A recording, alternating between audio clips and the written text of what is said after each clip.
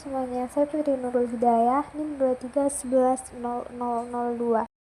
Hari ini saya melakukan kunjungan lapangan ke PT Daksu Food dan Coklat Monggo di Bantul untuk pelajari bagaimana penerapan sanitasi pangan, penerapan GMP atau SSOP, serta menganalisis risiko keamanan pangan di proses produksi coklat.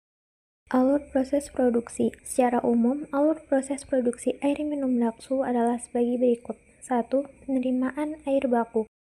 Air bersumber dari PDAM Sleman dan masuk ke instalasi pengolahan. Kedua, filtrasi dan sortasi. Air disaring melalui beberapa tahap seperti sun filter, carbon filter, dan membran filter untuk menghilangkan kotoran, bau, dan zat kimia. Ketiga, proses utama. Dilakukan ozonisasi dan UV sterilizer sebagai disinfeksi untuk membunuh mikroba termasuk bakteri coliform dan E. coli. Keempat, pengisian atau filling. Air yang sudah steril masuk ke mesin pengisian botol atau galon. Kelima, pengemasan. Botol diberi label, disegel, dan diperiksa kualitasnya. Keenam, penyimpanan. Produk jadi disimpan di gudang bersih sebelum distribusi. Penerapan GMP atau SSOP yang teramati. Higien pekerja. Pekerja menggunakan APD seperti masker, hairnet, sanitasi ruang produksi tertutup, penerangan baik, dan permukaan lantai mudah dibersihkan.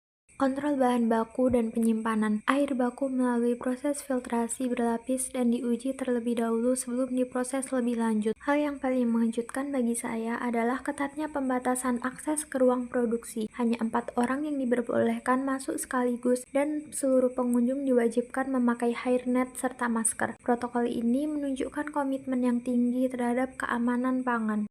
Di Coklat Monggo, kami juga diberi penjelasan tentang proses pembuatan coklat. Coklat Monggo menggunakan kakao asli yang kemudian melalui beberapa tahapan seperti roasting, penggilingan, pencampuran, hingga dicetak menjadi berbagai bentuk coklat.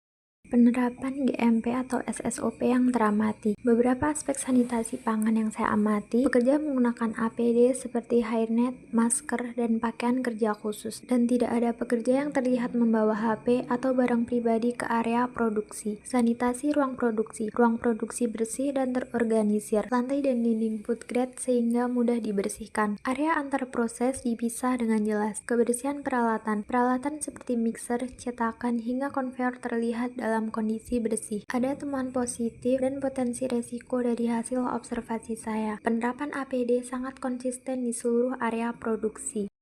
Dari kunjungan ini, ada beberapa hal yang saya pelajari. Saya melihat langsung bahwa menjaga keamanan pangan membutuhkan detail yang sangat banyak. Bahkan hal kecil seperti ventilasi atau alur pekerja pun bisa mempengaruhi keamanan produk. Saya jadi paham bahwa sanitasi pangan tidak hanya soal kebersihan peralatan, tapi juga mencakup tata ruang, perilaku pekerja, kontrol hama, dan alur produksi. Saya akan lebih memperhatikan kebersihan tangan, kebersihan peralatan saat memasak, dan memastikan area dapur bebas dari resiko kontaminasi kecil seperti kondensasi atau tumpahan.